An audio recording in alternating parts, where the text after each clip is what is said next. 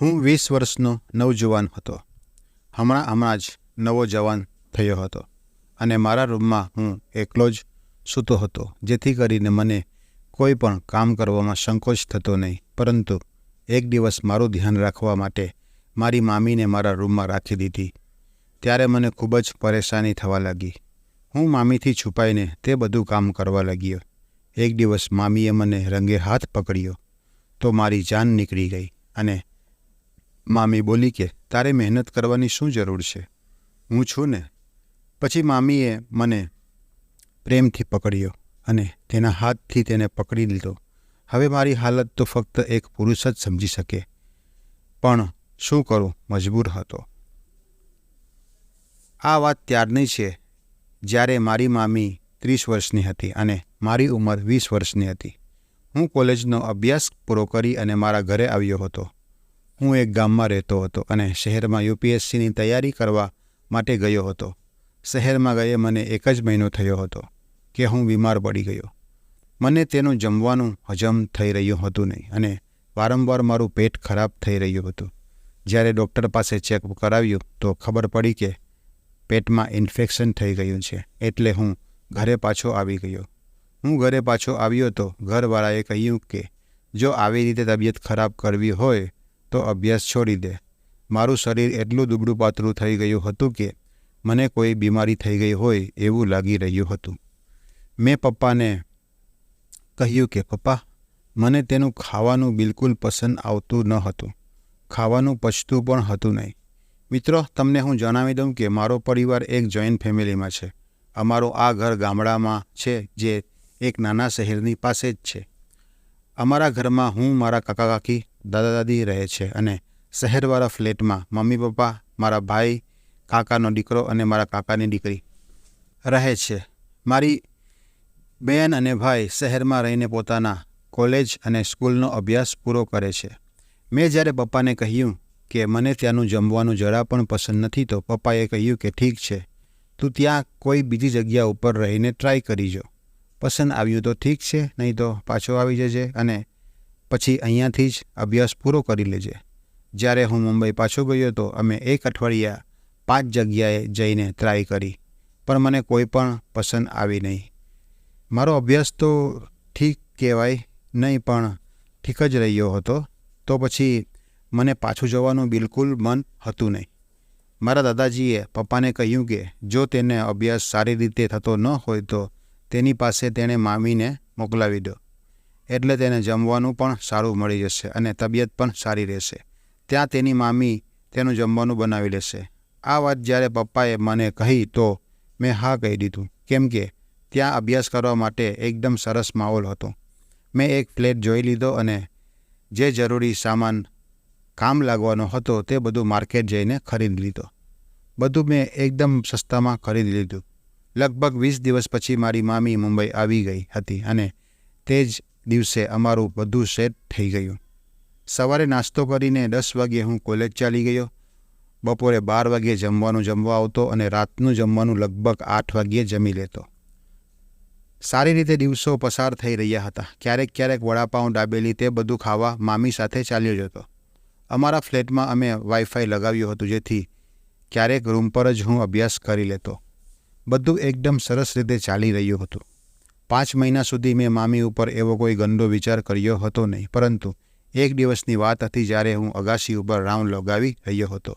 ત્યારે મેં મામીને તો જોઈ ખૂબ જ ખૂબસૂરત અને જવાન લાગી રહી હતી. અમારી વચ્ચે વાત ખૂબ જ સારી રીતે થતી હતી અને બધું એટલું ઝડપથી થયું કે હું શું કહું. હવે મામીને જોવાનો મારો નજારિયો જ બદલી ગયો. તેના લીધે હું ફ્લેટ ઉપર વધારે સમય પસાર કરવા લાગ્યો. એકવાર મામીએ કહ્યું કે મને થોડા કપડાં લેવા છે, આપણે બંને બજાર જઈએ. મેં કહ્યું ઠીક છે, સાંજે આપણે માર્કેટ જઈશું. સાંજે અમે બંને બજાર ચાલ્યા ગયા. અમે બંને મિત્રો થઈ ગયા હતા. ત્યાં મામીએ થોડા કપડાં લીધા. તેમના પોતાના માટે થોડા અંડરગાર્મેન્ટ પણ ખરીદવાના હતા, પણ મારા લીધે તે થોડીક સંકોચ અનુભવી રહી હતી. હું સમજી ગયો હતો કે વારંવાર મારી તરફ તે જોઈ રહી હતી. મેં કહ્યું, મામી, તમને બીજું કંઈ લેવાનું છે? તો મામીએ નજર ઝુકાવીને કહ્યું, નહીં, હવે મને બીજું કંઈ લેવું નથી. મેં પહેલાં જ ફ્લેટ ઉપર જોયું હતું કે મામીના અંડરગાર્મેન્ટ્સ સાઇડથી ફાટી ગયા હતા, પર હું પણ થોડી તેની સાથે વાત કરવામાં ડરી રહ્યો હતો. મેં થોડી હિંમત કરીને વાતને આગળ વધારી. મામી, તમે જોઈ લ્યો, અહીંયા બીજું બધું ઘણું પણ મળે છે અને ખૂબ જ સસ્તું પણ મળે છે. મામી બોલી, નહીં સુનિલ, મને બીજું કંઈ લેવું નથી. તે હજુ પણ થોડો સંકોચ કરીને વાત કરી રહી હતી. હું બોલ્યો, અરે કપડાથી યાદ આવ્યું, મારે તો ઇનરવેર લેવાના છે, તે પણ હું લઈ લઉં છું. પછી પાછા જઈને મામી બોલી, ઠીક છે. જ્યારે હું મારું ઇનરવેર લઈ લીધું તો એમ જ મેં મામીને થોડું ખુલીને વાત કરવાની કોશિશ કરી અને તેમાં હું કામયાબ પણ થઈ ગયો. અરે મામી, તમને પણ કંઈ જોઈતું હોય તો તમે પણ લઈ શકો છો, અહીંયા બધું જ મળે છે.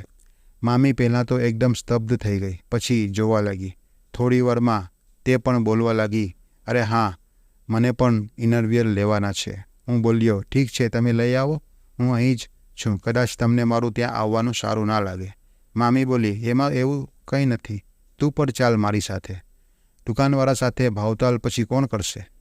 જ્યારે અમે ત્યાં ગયા તો મામીએ દુકાનદારને કહ્યું કે મને 30ની સાઇઝની દેખાડો. તો દુકાનદારે મામીને જોઈને કહ્યું કે તમને 30 નહીં 32ની સાઇઝ આવશે. ત્યારે ખબર નહીં પણ મને શું થયું, મેં કહી દીધું કે ત્યારે તો પહેલાંવાળી જે ચડ્ડી તે ફાટી ગઈ છે, પણ હું આ બધું ધીરેથી બોલ્યો હતો. આ સાંભળીને મામી એકદમથી મારી તરફ જોવા લાગી. મને લાગ્યું કે હવે તે મારી તરફ ગુસ્સો કરશે, પણ તેમણે કંઈ બોલ્યું નહીં અને 32ની સાઇઝની ચડ્ડી લઈ લીધી. મામીએ 3 પીસ લીધા હતા. પછી અમે ત્યાંથી પાછા ફર્યા. મેટ્રો સ્ટેશને જવાનું હતું એટલે થોડું દૂર ચાલવાનું હતું, એટલે એક ઓટો રિક્ષા કરી લીધો. અમે તેમાં બેસી ગયા. ત્યાંનો રસ્તો થોડો ખરાબ હતો, એટલે રિક્ષા પોતાનું સંતુલન રાખી શકતું ન હતું. ક્યારેક તે રિક્ષા એક તરફ ઝૂકી જતી. મામીએ સંતુલન બનાવવા માટે મારી જાંઘ ઉપર હાથ રાખી દીધો અને જોરથી પકડી લીધો. જ્યારે રિક્ષા સીધો થઈ ગયો તો મને લાગ્યું કે હવે મામી હાથ કાઢી નાખશે, પણ તેમણે તો પોતાનો હાથ ત્યાં જ રાખ્યો.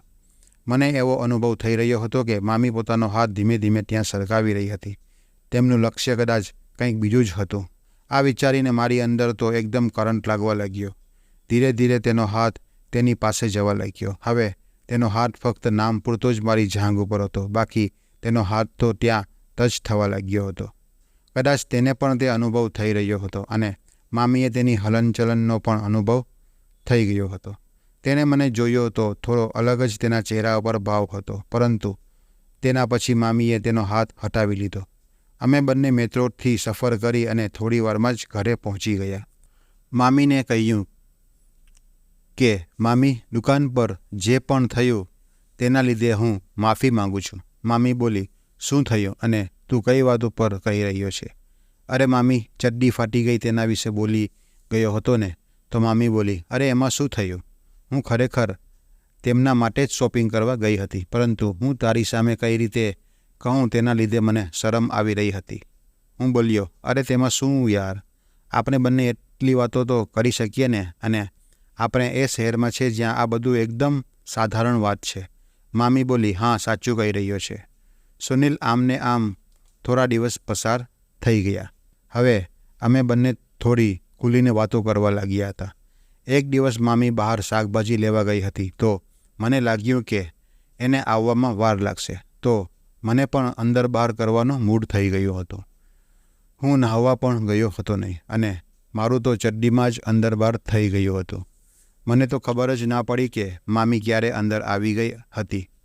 મારું ધ્યાન જેવું તેની ઉપર ગયું તો હું એકદમ ચોંકી ગયો. મામીએ એક નજર મારી તરફ જોયું. તે વખતે મેં કંઈ વિચાર્યું નહીં અને તરત જ હું બાથરૂમમાં ચાલ્યો ગયો. હું એકદમ ગભરાઈ ગયો હતો. મને કંઈ સમજમાં આવી રહ્યું હતું નહીં કે હું તેને મારું મોઢું કઈ રીતે બતાવીશ. બન્યું એવું હતું કે મામી પૈસા લઈ જવાનું ભૂલી ગઈ હતી, એટલે પાછી આવી હતી. હું નાહીને તરત જ ગાર્ડનમાં ફરવા નીકળી ગયો હતો અને મામીને મેસેજ કરી દીધો હતો કે બપોરનું જમવાનું બનાવતા નહીં, દોસ્તની સાથે જમવા બહાર જઈ રહ્યો છું.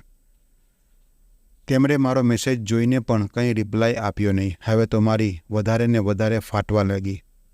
રાત્રે જ્યારે હું ફ્લેટ ઉપર ગયો તો મામી મોબાઈલમાં કંઈક જોઈ રહી હતી.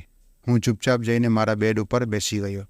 મામીએ મારી તરફ જોયું અને જોયું તો મને લાગ્યું કે મામી ગુસ્સો કરશે, પણ મામી બોલી કે શું થયું સુનિલ? સવારથી તું ગાયબ હતો અને અત્યારે આવી રહ્યો છે.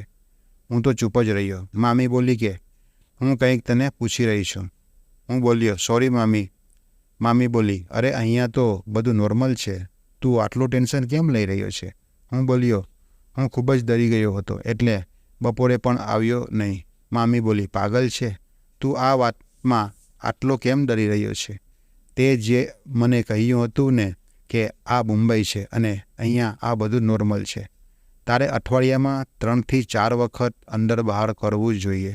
એના લીધે તારું મૂડ પણ ફ્રેશ થઈ જશે અને અભ્યાસ પણ કોઈ ખરાબ અસર નહીં પડે. આ બધું સાંભળીને તો હું ચકિત થઈ ગયો અને હું એકદમ કોઈ બીજી દુનિયામાં જ ખોવાઈ ગયો. મામી મારા ખભ્ભાને હલાવીને બોલી સુનિલ, તું કોઈ પણ ફાલતુ વસ્તુનું ટેન્શન લે નહીં. તું કારણ વગર ટેન્શન લઈ રહ્યો છે. હું બોલ્યો ફરીથી સોરી મામી.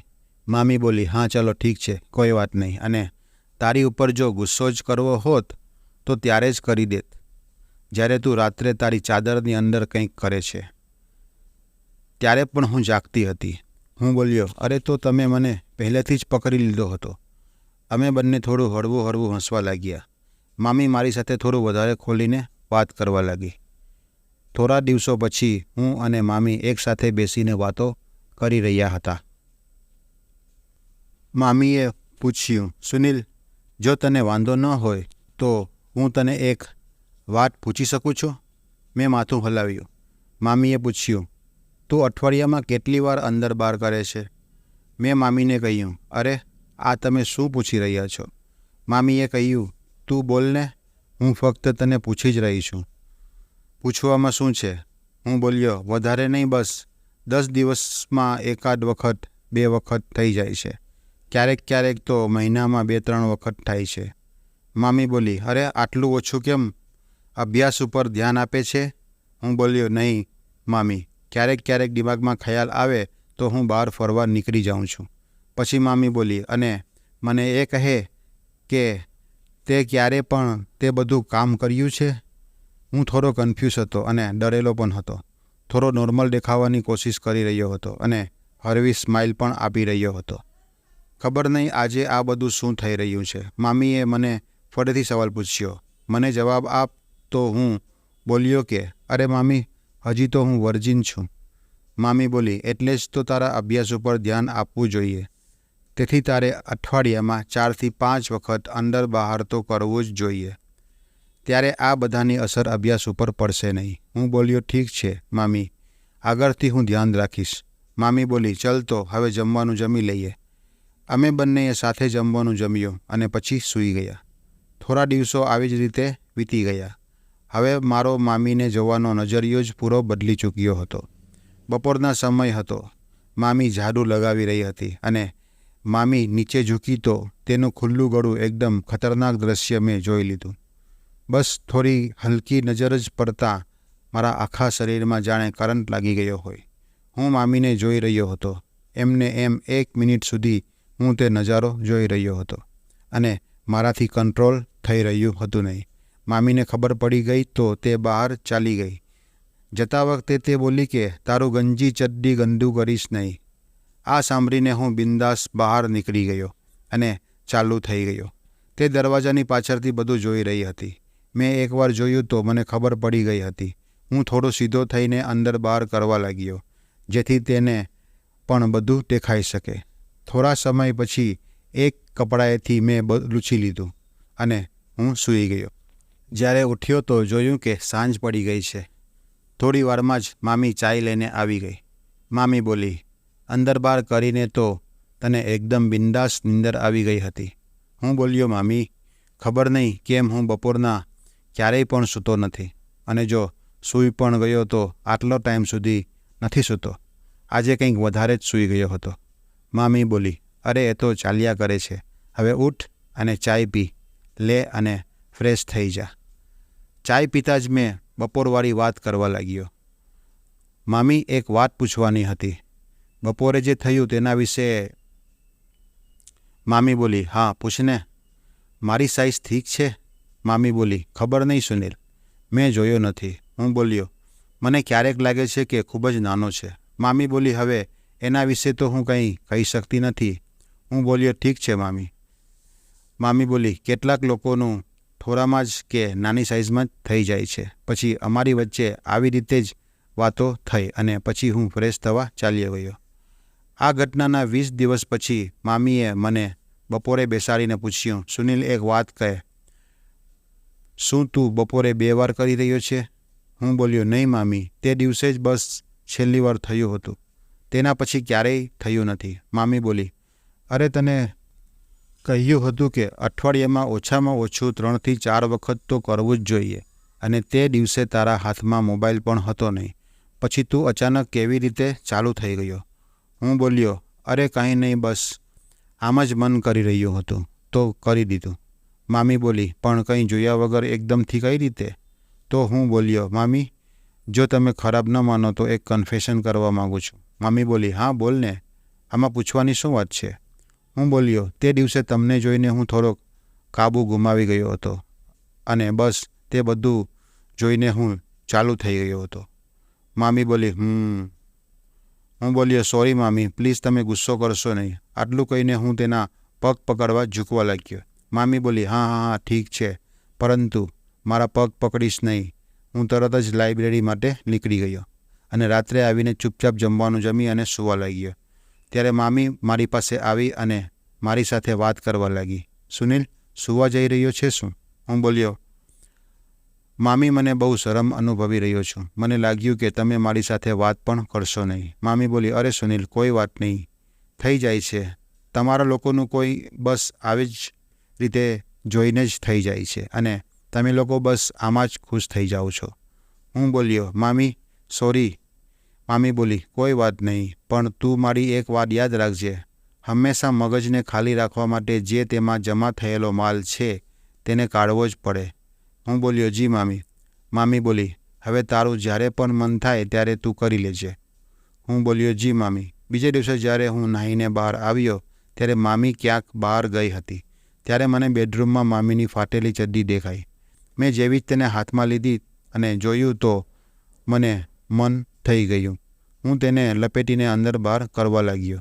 આવી જ રીતે દિવસો પસાર થતા ગયા. પછી એક દિવસ બપોરે જ્યારે મામી મારી પાસે આવી અને બોલી કે, અરે સુનિલ, તારો અભ્યાસ કેમ ચાલી રહ્યો છે? હું બોલ્યો, ઠીક ચાલી રહી છે. મામી તે મને જોઈને હસવા લાગી. મેં પણ તક જોઈને કહી દીધું, મામી, મારું અત્યારે મન કરી રહ્યું છે. તે બોલી, ઠીક છે, કોઈ વાત નહીં, હું બીજા રૂમમાં ચાલી જાઉં છું.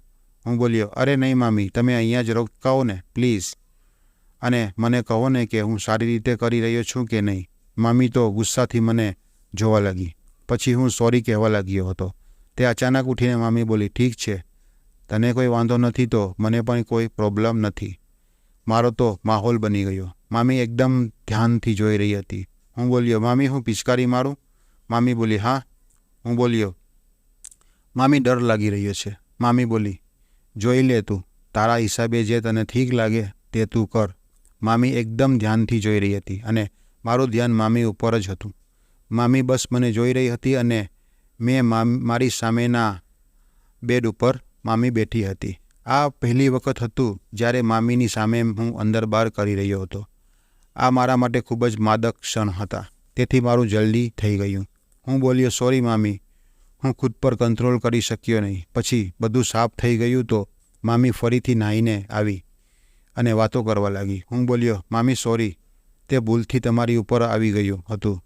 મામી બોલી, કોઈ વાત નહીં સુનિલ, કોઈથી કંટ્રોલ થઈ શકતો નથી, પણ આટલું બધું કેવી રીતે નીકળે છે? હું બોલ્યો, નહીં મામી, પહેલી વખત જ આજે જ આટલું બધું વધારે નીકળ્યું હતું. કદાચ તમે મને જોઈ રહ્યા હતા એટલે. મામી બોલી, અચ્છા. હું બોલ્યો, તમારી સામે કર્યું તેના વિશે મને કહો. મામી બોલી, શું કહું? હું બોલ્યો કે સાઇઝ ઠીક હતી? મામી બોલી, હા, સારી એવી સાઇઝ હતી. હું બોલ્યો, મામી, એક વાત કહું, બસ પ્લીઝ તમે ગુસ્સો કરતા નહીં. મામી બોલી, કોઈ વાત નહીં, આમ પણ તે ખરાબ થઈ ગઈ હતી અને હવે તારે જ્યારે પણ મન કરે તો તું મારી સામે કરી શકે છે. હું બોલ્યો, જી મામી. હવે અમે થોડા વધારે ખુલી ગયા હતા અને થોડા વધારે નજીક પણ આવી ગયા હતા. મિત્રો, તમને હું એક વાત કહેવાનું ભૂલી ગયો હતો કે એક વખત મારા હાથના કાંડામાં ફ્રેક્ચર થઈ ગયું હતું.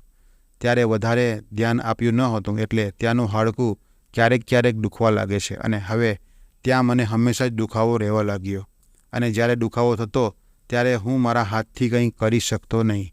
એક દિવસ હું સાંજે રમીને ઘરે પાછો આવ્યો. તે દિવસે થોડું વધારે રમી લીધું હતું, જેથી મારા હાથમાં દુખાવો થઈ રહ્યો હતો. બીજા દિવસે સાંજે ચાયના સમયે જ્યારે હું અને મામી વાતો કરી રહ્યા હતા ત્યારની વાત છે. મામી બોલી, સુનિલ, તે ઘણા ટાઈમથી અંદર બહાર કર્યું નથી. હું તને કેટલી વાર કહ્યું કે અઠવાડિયામાં 3 થી 4 વખત કરવું જરૂરી છે, પણ તું 20 દિવસમાં 1 વાર કરી રહ્યો છે. હું બોલ્યો, અરે મામી, આજે બપોરે જ કરવાનો હતો, પણ મારા હાથના દુખાવાને લીધે હું નથી કરી શક્યો. મામી બોલી, અચ્છા, જોઈ લે તારા હિસાબથી જેમ તને કરવું હોય. હું બોલ્યો, જી મામી. પછી બીજા દિવસે બપોરે મેં કોશિશ કરવા લાગ્યો. ત્યારે મામી ઝાડુ લગાવી રહી હતી. કાંડાના દુખાવાને લીધે હું કરી શકતો હતો નહીં. મામીએ મને જોઈ લીધો તો મામી બોલી, શું થયું સુનિલ? મેં કહ્યું, મામી, હાથમાં દુખાવો થઈ રહ્યો છે તો હું કરી શકતો નથી. મામી બોલી, મારી કોઈ મદદની જરૂરત છે તો? મેં કહ્યું, નહીં મામી, કોઈ વાત નહીં, હું કરી લઈશ. મામી બોલી, ઓકે. હું ધીરે ધીરે બીજા હાથથી કરવા લાગ્યો અને મારું સંતુલન બનાવવા મેં મારો બીજો હાથ સાઈડમાં રાખી દીધો. પછી થોડો વધારે દબાવના લીધે મારા હાથમાં વધારે દુખાવો થવા લાગ્યો. મામી મારી સામે જ ઊભી હતી અને બોલી, સુનિલ, કંઈ મદદ જોઈએ છે? હું બોલ્યો, હા મામી, હાથમાં ખૂબ જ દુખાવો થઈ રહ્યો છે. હાથ થોડો ઉપર ખેંચી દ્યો ને. તો મામી બોલી, તો શું હવે તું આમ જ છોડી દઈશ? તો હું બોલ્યો, શું કરું મામી, દુખાવો જ થઈ રહ્યો છે તો? તો મામી બોલી, હું કંઈક મદદ કરું? તો હું બોલ્યો કે મામી, શું તમે અંદર બહાર કરશો જો તમને કોઈ પ્રોબ્લેમ ના હોય તો? જેવો મામીએ હાથમાં લીધો મને તો એકદમ કરંટ લાગ્યો. મને મામીના હાથથી ખૂબ જ સારું ફીલ થઈ રહ્યું હતું. થોડા સમયમાં જ પિચકારી છૂટી ગઈ હતી અને હું જલ્દીથી ઊભો થઈ અને સીધો બાથરૂમમાં ચાલ્યો ગયો. સાફ કરવાની ઉતાવળમાં હું બાથરૂમનો દરવાજો બંધ કરવાનું ભૂલી ગયો. મને લાગ્યું કે મામી મારી પાછળ જ ઊભી છે. મામી બોલી કે સુનિલ, મારી પણ લાગી પડી છે. શું તું મારું પાણી કાઢીશ? પછી શું હું તો મામીનું પાણી કાઢવા લાગ્યો. શું મસ્ત નજારો હતો અને મેં ખૂબ જ મજા કરી. મિત્રો, તમને આ વાર્તા કેવી લાગી? જો તમને આ વાર્તા પસંદ આવી હોય તો વિડીયોને એક લાઈક કરજો અને કોમેન્ટ કરીને જરૂર કહેજો. અને જો ચેનલ ઉપર નવા આવ્યા હોય તો સબસ્ક્રાઈબ કરવાનું ભૂલતા નહીં. ધન્યવાદ. જય શ્રી રામ.